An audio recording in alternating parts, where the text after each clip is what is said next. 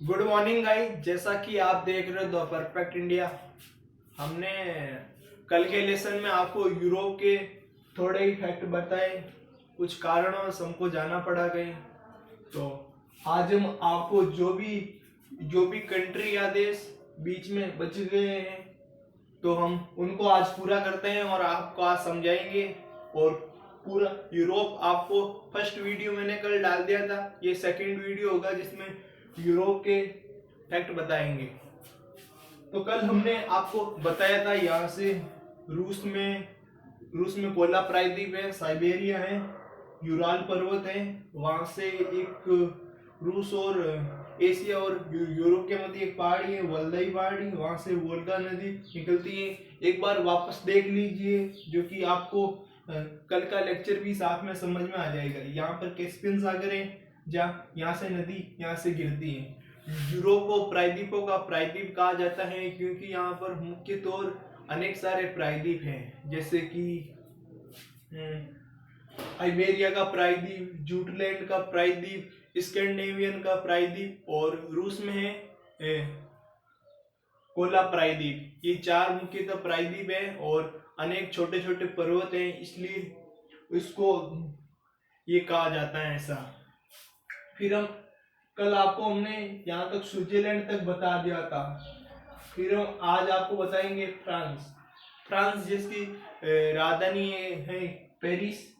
ये यूरोप का सबसे बड़ा देश है और साथ में फ्रांस और स्पेन के बीच में एक पर्वत है जिसका नाम है पिरेनीज पर्वत।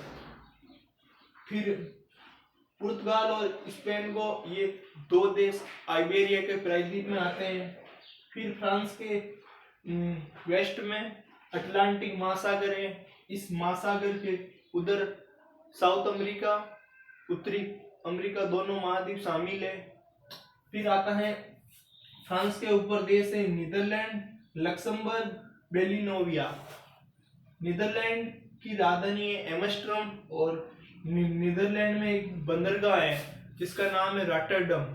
ये यूरोप का सबसे व्यस्ततम बंदरगाह है। मतलब वहां पर हर हर दिन कुछ नया होता है, व्यापार होता ही रहता है, सालों साल यहाँ पर व्यापार होता रहता है। इस बंदरगाह से ही अफ्रीका और अमेरिका के मध्य व्यापार आसान हुआ है। किस बंदरगाह से? रॉटरडम बंदरगाह, जो कि नीदरलैंड की राजधानी एम्स्टर्डम के पास में है। ये एक स्थल रुद्ध है, मतलब ये समुद्र के किनारे नहीं है, जमीन लैंड पर है। फिर आता है फ्रांस के ऊपर नॉर्थ में डोवर जल संधि हो रखी है। फ्रांस और यूके के मध्य एक 40 किलोमीटर सकरा समुद्र है, उस पर एक संधि हो रखी है जिसका नाम है डोवर जल संधि। समझिए जल संधि किसे कहते हैं। दो बड़े समुद्रों के बीच में जो सकरा समुद्र होता है उसको जल संधि कहते हैं।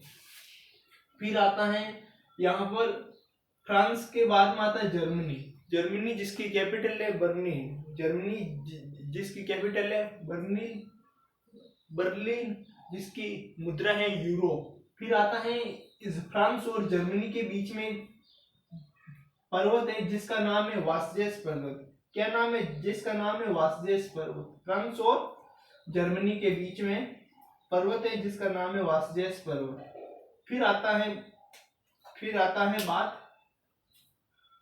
फिर जर्मनी के नीचे है ऑस्ट्रिया, स्लोवाकिया, हंगरी, रोमानिया। इन चारों देशों से होकर एक नदी जाती है जो कि काला सागर में मिलती है, जिसे डेन्यूब नदी कहते हैं।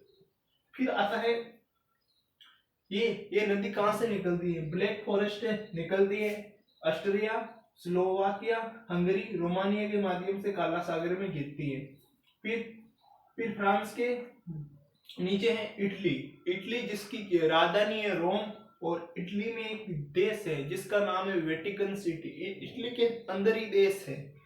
ये दुनिया का सबसे छोटा देश है और यहाँ की आबादी भी कम से कम आबादी है।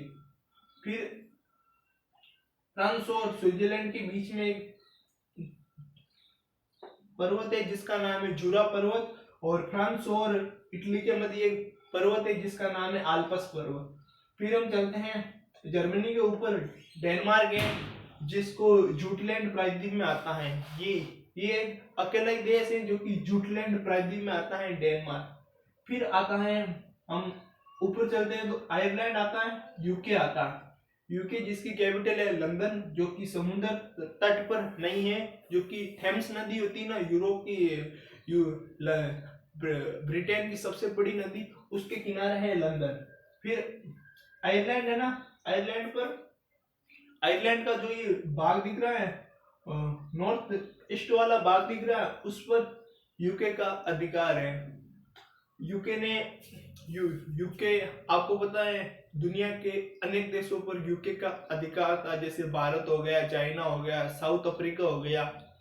आज से 200 150 200 साल पहले यूके ने लगभग सभी, मतलब जो भी धनी देश थे उन सब पर हमला किया और सबको लूट कर सारा धन अपने पास लेकर आ गया। अभी भी यही ब्रिटेन में एक कानून बनाया गया है, जो भी दूसरी कंट्री के जो भी फ्रॉड होते हैं वो यूके में आ सकते हैं। यूके उनका स्वागत करता है, क्योंकि वो दूसरी कंट्री से अनेक सारा फॉरेन रिजर्व लेकर आते हैं, फिर यहाँ पर यूके में इन्वेस्ट करते हैं। इसलिए यूके की गवर्नमेंट भी उनका सपोर्ट कर रही है। जैसे हमारे देश में नीरव मोदी, विजय माल्या वगैरह, ये सब भागकर कहाँ जाते हैं, यही जाते हैं, यूके में ही जाते हैं। वहां पर इन्वेस्टमेंट करते हैं और वहां की नागरिकता भी पाल लेते हैं और वहां की राजनीति में भी थोड़ा एंटर कर लेते हैं। तो यूके में इन फ्रॉडों के लिए रास्ते सारे खुले हुए हैं, इसलिए अनेक देशों से जो भी फ्रॉड करते हैं वो सब यूके में ही जाते हैं। फिर आता है आयरलैंड की राजधानी है डबलिन, जो कि समुद्र के तट पर ही है। फिर आता है इंग्लिश चैनल। ये क्या होता है, नीदरलैंड और यूके के बीच में एक चैनल है जिसे कहते हैं इंग्लिश चैनल। फिर आता है, हम चलते हैं आइसलैंड, जो कि यूरोप का सबसे उत्तरी देश है, जिसकी कैपिटल है रेक्याविक। ये रेक्याविक समुद्र के तट पर है। आपको पूछ लेते हैं कि यूरोप की सबसे उत्तरी देश कौन सा है, तो आप टिक लगाओगे आइसलैंड। फिर आपको क्या कह देंगे यूरोप की सबसे उत्तरी कैपिटल या राजधानी, तो आप टिक लगाओगे रेक्याविक। फिर आता है उत्तरी महासागर, जो कि यूरोप के नॉर्थ में है। फिर आता है, हम पढ़ते हैं स्कैंडिनेवियन प्रायद्वीप। इसमें 3 देश मुख्यतः आते हैं, नॉर्वे, स्वीडन, फिनलैंड जिसकी राजधानी है हेलसिंकी, स्वीडन जिसकी राजधानी है स्टॉकहोम, और नॉर्वे जिसकी राजधानी है ओस्लो।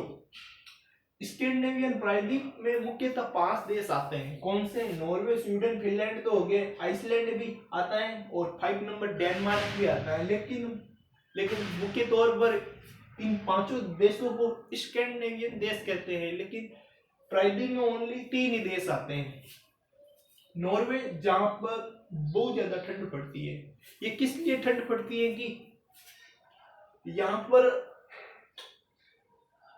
जो उत्तरी हिस्सा है, यहाँ पर सबसे अधिक ठंड पड़ती है। तो ये देश नॉर्वे, स्वीडन, फिनलैंड, ये तीनों के तीनों देश उत्तरी महाद्वीप के पास है ना, तो इसलिए यहाँ पर ज्यादा ठंड पड़ती है।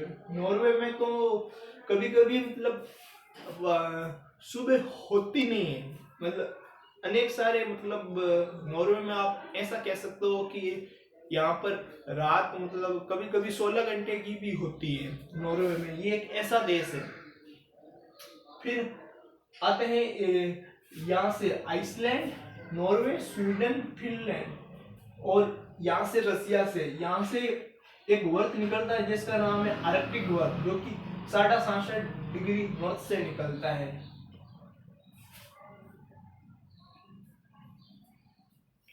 ये सब आपने आज मेरे साथ यूरोप का अध्ययन किया है। यूरोप में मैंने आपको पूरा मैप के साथ में जो भी पर्वत है, श्रृंखला है, जो भी देश है, जो भी सागर है, वो मैंने आपको अच्छी तरह से पढ़ाया। और आपको वीडियो अच्छा लगा तो प्लीज लाइक कीजिए, कमेंट कीजिए। Thank you.